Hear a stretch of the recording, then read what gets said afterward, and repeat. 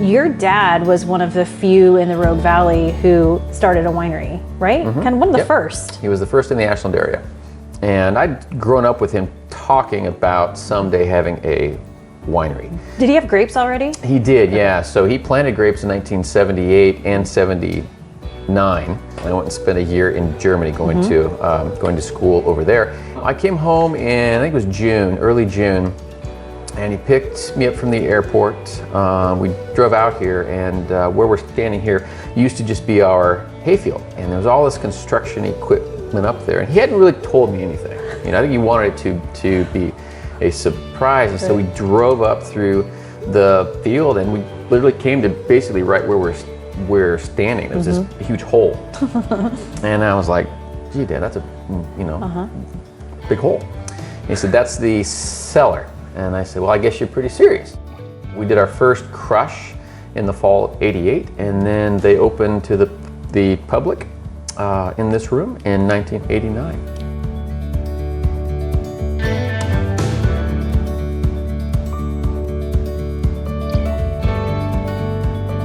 Time and time again, I mean, look at this. Silver, we have double gold, we have best in show. The first phone call you make after you win that award was to him. Yeah, he was the first person, but he was really proud, and we had a great little conversation, and it was nice. I'm sure. The majority of the fruit that we use comes right from the Ashland area. I mean, I can get into my truck and get to any of these in 5 to 10 minutes. Right, and that really does reflect what's in the bottle. That really gives us sort of a grape to glass hold on it.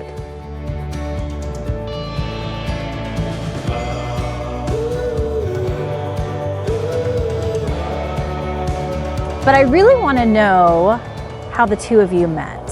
I was living in Colorado, and I taught with Ariel, who is Eric's right-hand person. And she told me about her boss, Eric, and yeah, she said, oh, he traveled the world to make wine, and I was like, he sounds fancy. And truth of it is, we're very much alike in here. Kind of. That's mostly how it went. That's mostly how it went. Sir, the rest of the story, please. Yeah, we had a lot of friends that were similar. He would find out where we were hanging out through our friends. Hey, is Ariel and Julie Some people gonna be might call there? it stalking. I would not call it stalking. You know, it's called coincidence. Yeah. Research. Research. It's called research. And by week 3, I was like, yeah, we're in trouble. So it was easy. And I support him in whatever. You Yeah, know. and it's not easy to be the partner of somebody in the wine business. That's what love is. I think she has the harder job, quite frankly. Yeah, but you make the wine, so it's easier for me. Amen. Amen to that. But really being involved in the experience is a no-brainer for you because it means giving back right here in your local community where you grew up. Absolutely. No, it's.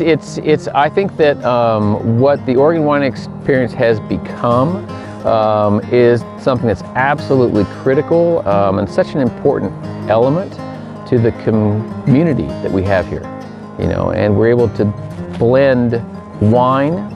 We're able to blend community support, and those things are really important to us. And it's something that as long as it's around, we will continue to be right there doing whatever we can.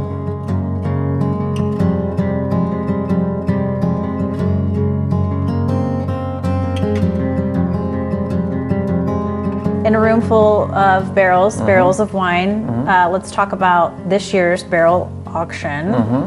What are you guys cooking up for it? Do you know yet? Well, for 2022, we're gonna kind of wait and see what we are the most proud of. That's typically what we do is see what we've got. We've done Tempranillo in the past. We've done Grenache. We might do a cab in 2022. We'll see. Interesting. So yeah, we're just gonna kind of wait and see what happens. The old label, the old Weisinger label, really came from your dad's heart. Yep. Because it really reminded him of home. Where he's from, yeah. Which is Texas. Yep. Okay. Exactly. And you made a change. The reason why my father had chosen to have a hawk on his, it reminded him of where he was from. And so when I saw the silhouette of the Winery on the Hill, to me that was perfect because that's where I'm from. And this is what, my dad created. And so I felt like that was a good tie-in. It's really a nod that home is where the heart is. It's a continuation of who we've always been. The story. Yeah. The story continues.